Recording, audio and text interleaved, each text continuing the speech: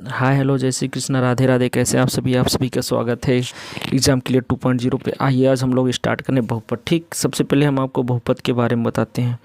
बहुपद क्या होता है? देखिए, बहुपद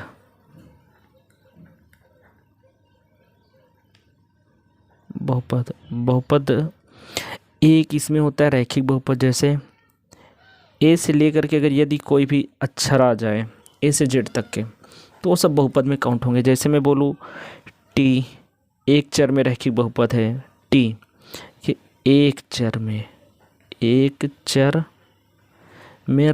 रैखिक बहुपद है। ठीक, रैखिक बहुपद है। अब सुनिए, दो चर में बहुपद कैसे होंगे। जैसे मैं बोलूँ 2x² + y, ये दो चर में बहुपद है।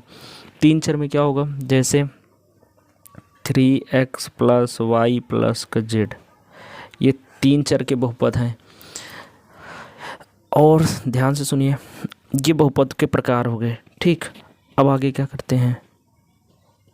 यदि मुझे बहुपद में और से पहचानना हुआ तो जैसे मैं बोलूँ ax² + bx + c, ये बहुपद के प्रकार में ये आपको ज़रूर देखने को मिलेगा ये बहुपद में। क्योंकि बहुपद में हमेशा x² और x आएगा, यहाँ पे भी x² और x आएगा।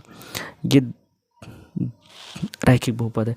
अगर यदि बहुपद जैसे मैं बोलूँ x अकेले है, x + के 3 है, तो एक घात बहुपद x² + के 2 है तो दो घात बहुपद x³ + के 3, x + के 4, इस प्रकार से। तो ये त्रिघात बहुपद। घात पूछेगा तो यहाँ पे जितनी घात रहेगी उसको काउंट करेंगे। अगर बहुपद अकेले पूछेगा, एक चर, दो चर, तीन चर, जितने चर रहेंगे उसको काउंट करेंगे। ठीक, ये हो गए बहुपद के प्रकार। अब ध्यान से सुनो,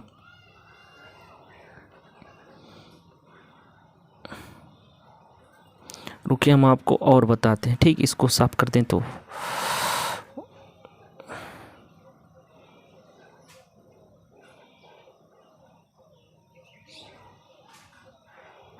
ध्यान से सुनिएगा। बहुपद पे कुछ हम आपको सूत्र लिखवाते हैं, फिर उसके बाद सवाल बताते हैं।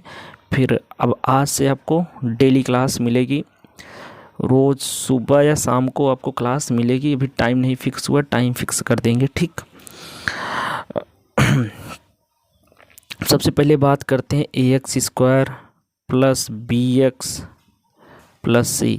यहाँ पे a b c कोई संख्याएं हैं। ठीक, यहाँ पे मैंने क्या बोला, एक चर बहुपद है और कैसा बहुपद है? द्विघाती बहुपद है। ठीक, द्विघाती बहुपद है। एक चर में a b c कोई संख्याएं हैं। ठीक, अब सबसे पहले बात कक्षा 10 की बुक में दूसरे चैप्टर का पहले 2.1 में पहली सवाल क्या थी? शून्यक निकालना। शून्यक कैसे निकालेंगे? ठीक, शून्यक तो हम आपको बताते हैं। उसमें आपको देगा सबसे पहले चतुर्थांश। इस प्रकार से मैंने कोई सभी चतुर्थांश, इसको बोला x, ये है x', ये है y, ये है y'।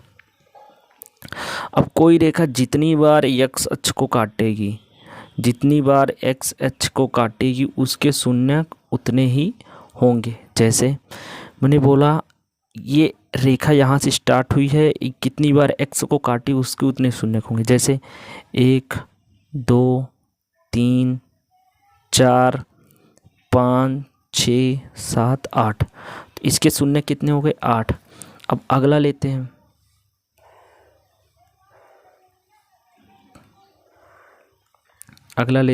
अगला क्या आएगा? जैसे मैं बोलूँ कि ये चतुर्थांश हो गया। ठीक, एक रेखा इस प्रकार से काट दी, इसके शून्य बताओ कितने? x, x', y, y'। इसके शून्य कितने हो गए? ये रेखा x अक्ष को नहीं काटे इसलिए इसके शून्य 0। अगर मैं बोलूँ इस प्रकार से है, इसने इसको इस प्रकार से काटा, ये x, ये x', ये y, ये y', इसके शून्य कितने? ये एक बार x अक्ष को काटी है तो इसके शून्य 1। इसी प्रकार से शून्य हम ज्ञात कर सकते हैं। ठीक, अब आगे चलते हैं। तो आगे हम और आगे चलते हैं। ax² + का bx प्लस का सी, ये कोई द्विघात बहुपद है। ठीक, तो मैं बोलूँ इसके शून्यक, यदि इसके शून्यक आप समझ रहे हो, गुणनखंड करने के बाद शून्यक निकालते हैं। मैं बोलूँ इसके शून्यक अल्फ़ा इंटू बीटा है, अल्फ़ा कामा बीटा है।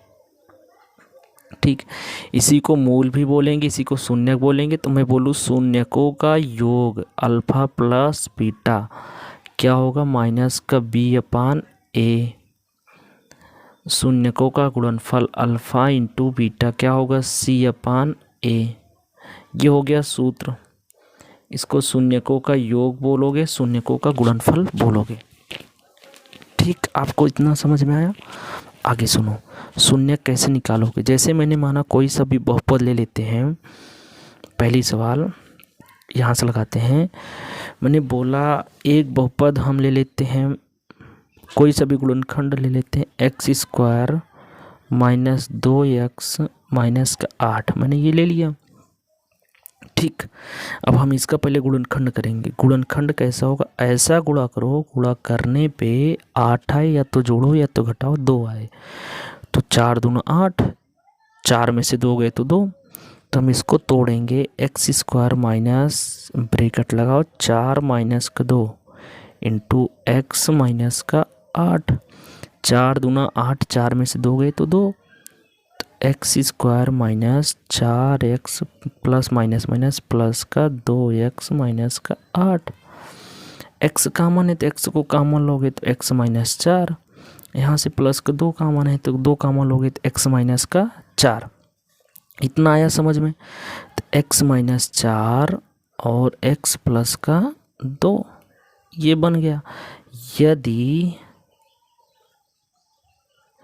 x माइनस 4 बराबर 0 तो x बराबर माइनस में उधर जाएगा तो प्लस का 4। उसी प्रकार यदि x प्लस 2 बराबर 0 तो x उधर जाएगा तो किस में आएगा, माइनस का 2। ये क्या हो गए, इसके शून्यक हो गए। मैंने इसका शून्यक निकाल लिया। ठीक, अब आगे ध्यान से सुनो, मैंने इसका शून्यक निकाल लिया है।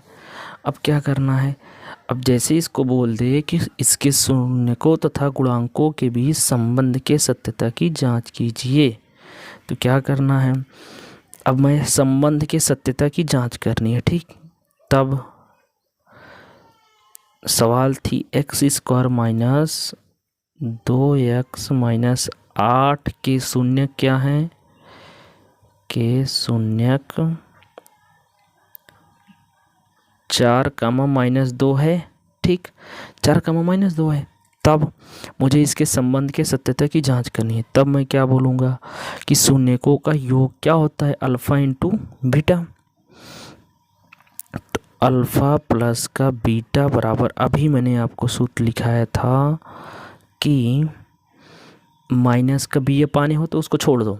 ठीक है, शून्यकों का योग पहले हम निकालते हैं। रुको एक मिनट सुनो, पहले शून्यकों का योग करते हैं। ठीक, शून्यकों का योग कैसे निकालोगे, योग जोड़ते हैं 4 माइनस का 2, प्लस में आएगा, यहाँ पे चिन्ह माइनस इसलिए माइनस हो जाएगा, 4 में से 2 गए तो 2। अब हम इस 2 को कुछ बोल सकते हैं, रुको अभी दिखाते हैं। अभी मैंने बोला कि बहुपद हमारा ये रहा ना, ये हमारा बहुपद है। तो मैंने अभी आपको सूत्र लिखाया था, शून्यकों का योग बराबर क्या होता है, माइनस का बी अपान ए होता है ना। तो यहाँ से देखो, माइनस माइनस बी का मान कितना है, माइनस का 2, तो माइनस का 2। ए का मान कितना है, ए के मान जहाँ पे कुछ नहीं होता वहाँ पे x 1 होता है, तो 1 माइनस माइनस प्लस का 2/1। ये क्या हो गया, हमारा शून्यकों का संबंध हो गया। योग 2 ही आ रहा है, 2 ही आ रहा है। इसी प्रकार शून्यकों का गुणनफल कैसे निकालोगे, अल्फ़ा इंटू बीटा। क्या कर सकते हो, अल्फ़ा का मान मैंने 4 मान लिया, बीटा का मान मैंने 2 मान लिया, तो 4 दूना 8 हो गया। इसके बराबर क्या होता है, सी अपान ए। सी का मान यहाँ से कितना सर माइनस का 8, तो माइनस का 8। ए का मान कितना 1, तो 1 यहाँ से देखो किसी भी संख्या का बटा 1 हम कर सकते हैं। जितना मान यहाँ पे ये आ रहा है उतना मान ये भी आ रहा है ना, तो यही हमारा उत्तर हो जाएगा। ठीक, इतना समझ गए? इतना आपको समझ में आया? Yes sir. तो अब मैं आशा करता हूँ कि आप 2.1 भी लगा सकते हैं और 2.2 के प्रश्न नंबर 1 तक की सभी सवालें लगा सकते हैं। ठीक,